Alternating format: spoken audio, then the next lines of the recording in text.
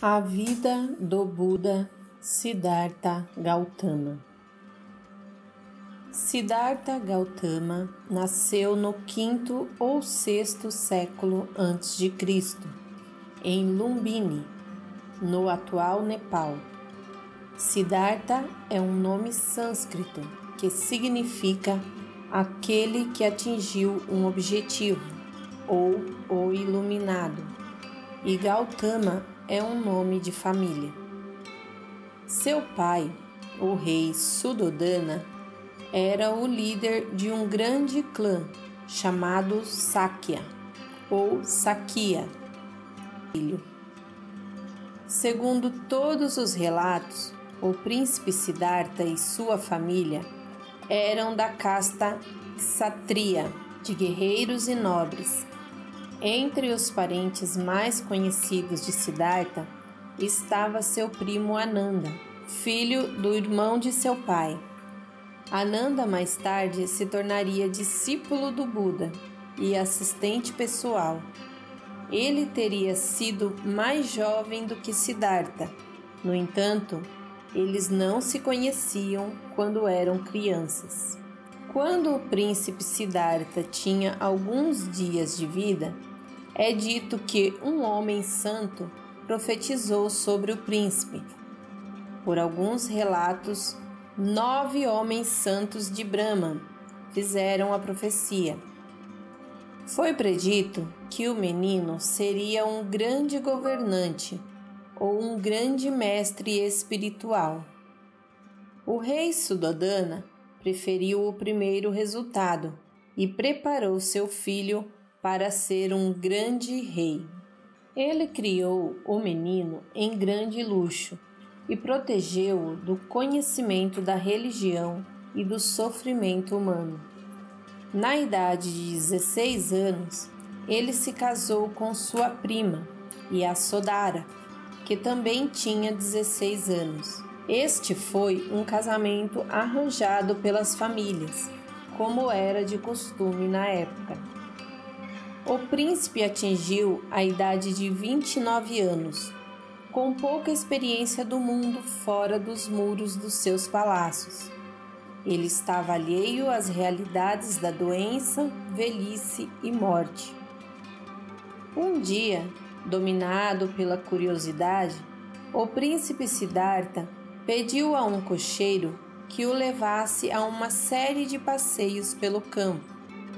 Nessas viagens, ele ficou chocado com a visão de um homem idoso, depois um homem doente e depois um cadáver.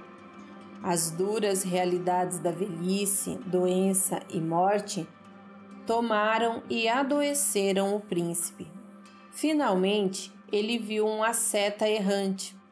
O cocheiro explicou que o asceta era alguém que havia renunciado ao mundo e buscado a libertação do medo, da morte e do sofrimento. Esses encontros de mudança de vida se tornariam conhecidos no budismo como as 4 vistas passadas. Por um tempo, o príncipe retornou à vida no palácio, mas não sentiu prazer nisso. Mesmo a notícia de que sua esposa, Yasodhara, havia dado à luz um filho, não lhe agradou. A criança se chamava Rahula, que significa grilhão. Ele percebeu então que não podia mais se contentar em viver a vida de um príncipe. Naquela mesma noite, ele deixou o palácio, raspou a cabeça e trocou as roupas reais por um manto de mendigo, renunciando todo o luxo que ele conhecia. Ele começou a sua busca pela iluminação. Siddhartha começou por procurar professores renomados. Ensinaram-lhe sobre as muitas filosofias religiosas de sua época e sobre como meditar. Depois que ele aprendeu tudo o que tinha para ensinar, suas dúvidas e questões permaneceram. Então ele e 5 discípulos partiram para encontrar a iluminação sozinhos. Os 6 companheiros tentaram libertar-se do sofrimento através da disciplina física, suportando a dor, prendendo a respiração e jejuando quase até a fome. No entanto, Siddhartha ainda não estava satisfeito.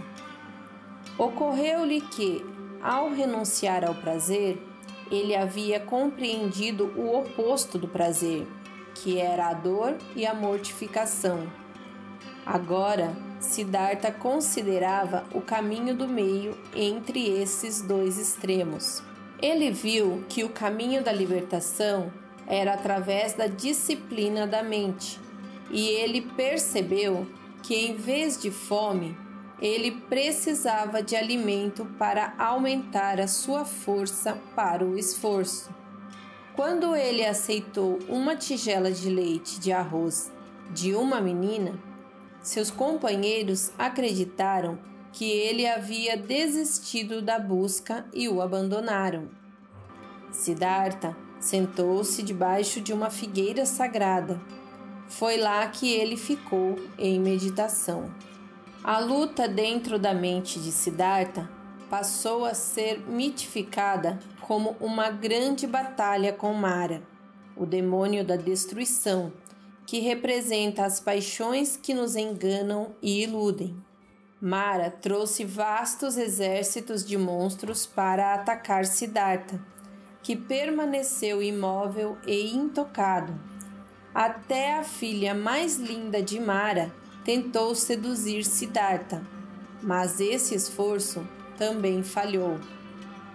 Mara afirmou que o lugar da iluminação pertencia a ele e que suas realizações seriam maiores que as de Siddhartha e que ninguém testemunharia sobre ele. Então Siddhartha estendeu a mão direita para tocar a terra, e a própria terra bradou: "Eu te dou testemunho." Mara então desapareceu. Quando a estrela da manhã se elevou no céu, Siddhartha Gautama recebeu a iluminação e tornou-se um Buda.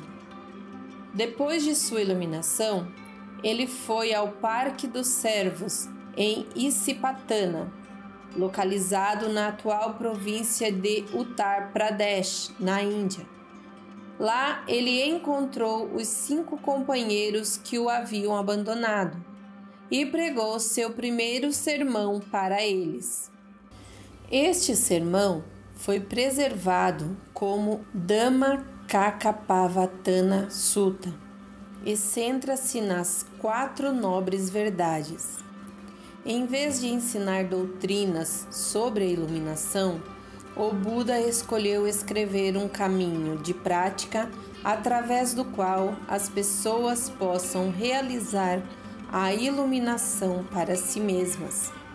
O Buda viajou incansavelmente por todas as áreas do norte da Índia e do Nepal.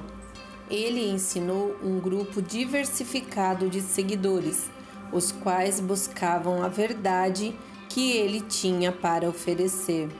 Com a idade de 80 anos, o Buda entrou em parinirvana, deixando seu corpo físico para trás. Em seu falecimento, ele abandonou o ciclo interminável de morte e renascimento.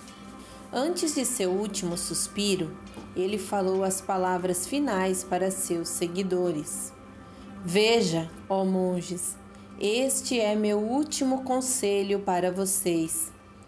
Todas as coisas compostas no mundo são mutáveis. Elas não são duradouras. Trabalhe duro para obter sua própria salvação." O corpo do Buda foi cremado. Seus restos foram colocados em estupas em muitos lugares, incluindo a China, Mianmar e o Sri Lanka. Ilumine-se.